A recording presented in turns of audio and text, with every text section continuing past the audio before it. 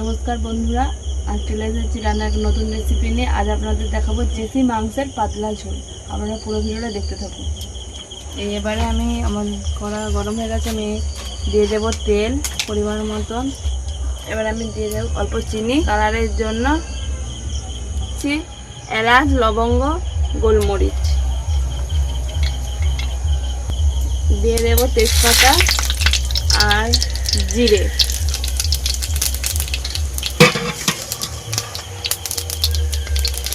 আমার ফোড়ন ভাজা হয়ে গেছে, ফোড়নগুলো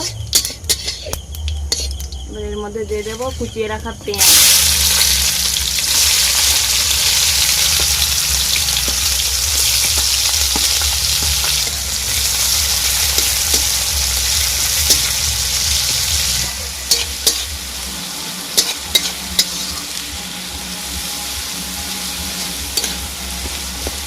আমি পেঁয়াজটাকে ভালো করে ভেজে নেব, বাদামি কালার আসার পর্যন্ত আমি পেঁয়াজটাকে ভালো করে ভেজে নেব। দেখুন বন্ধুরা, বাদামি কালারে চলে এসেছে পেঁয়াজের গায়ে। এবারে আমি দিয়ে দেবো লঙ্কা বাটা। এবারে এটাকে একসাথে তেলের সাথে ভালো করে ভেজে নেব। লঙ্কাটা ভাজা হয়ে গেছে, এবার দিয়ে দেবো রসুন বাটা।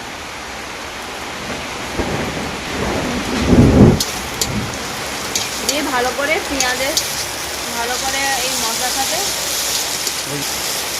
একসাথে সব মশলাগুলো ভালো করে ভেজে নেব।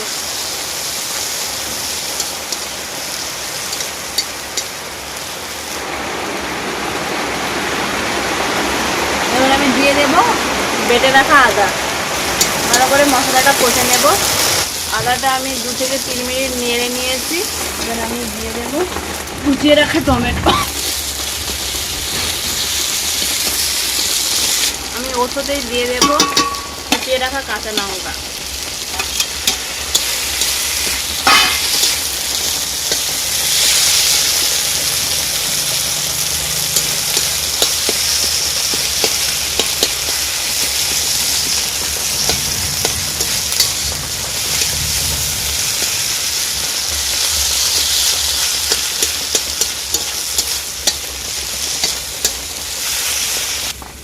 আমি একটা পেস্ট তৈরি করে নেব।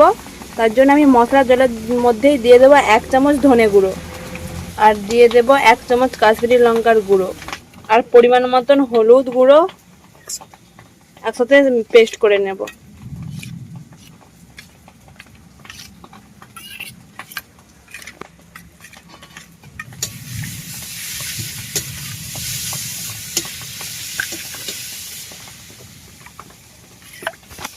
আগে থেকে পেস্ট করে রাখলে কি হবে বলুন তো, সমস্ত মশলার গুঁড়োগুলো ভালো করে জলের মধ্যে মিশে যাবে।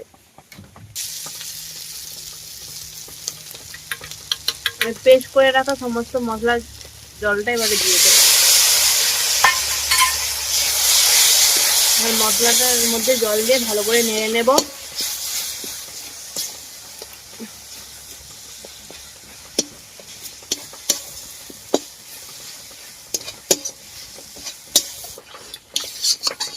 মশলাটা কালার দারুণ চলে এসছে।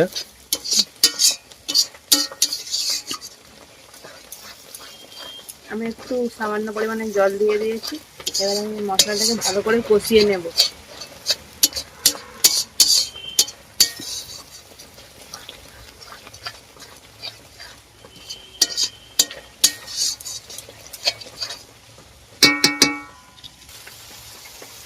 দেখুন সমস্ত মশলাগুলো গলে গেছে।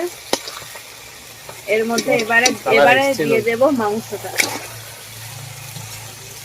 আমি মাংসটাকে 1 ঘন্টা আগে থেকে ম্যারিনেট করে রেখেছিলাম হলুদ, তেল আর লেবু আর পরিমাণ মতন লবণ দিয়ে।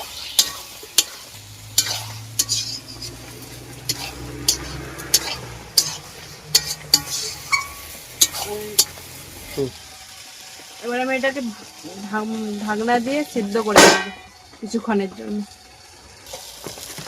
এবার ঢাকনাটাকে খুলে দেখে নেব, একটু নেড়ে নেব।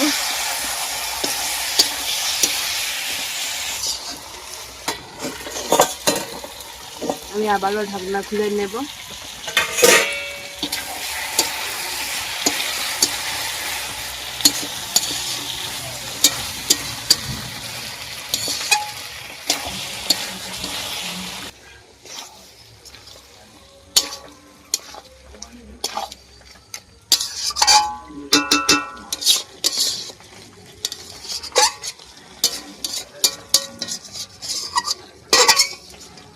কালারটা এসছে, আমার তো লোভ লেগে যাচ্ছে।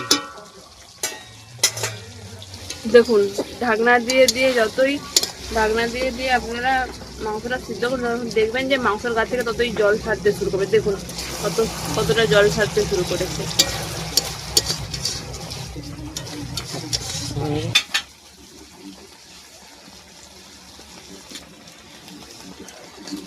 আলু ভেজে রেখেছিলাম, আমি এবার দিয়ে দেবো আলু।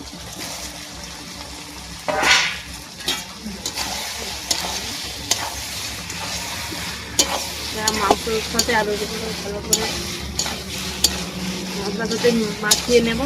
ঠিক আছে, আমি এবার পরিমাণ মতন জল দিয়ে দেবো।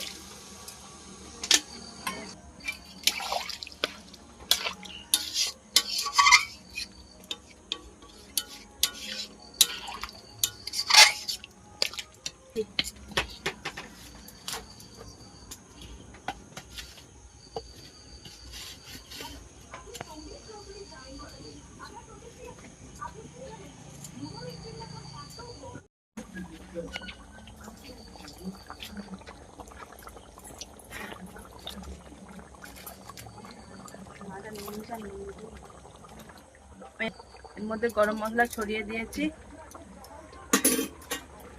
ঝোলটা ফুটতে শুরু করেছে। গরম মশলাটা দিয়ে ভালো করে নেড়ে নিয়েছি। আমি তো পাতলা পাতলা ঝোল করবো, তাই আমি এবার নামিয়ে নেব। আমি ভাতের সাথে এই ঝোলটা খাবো, তাই আমি পাতলা পাতলা করেছি। আর আপনারা যদি রুটি বা মুড়ির সাথে খান, তাহলে আপনারা একটু গ্রেভি গ্রেভি ঝোলটা করবেন।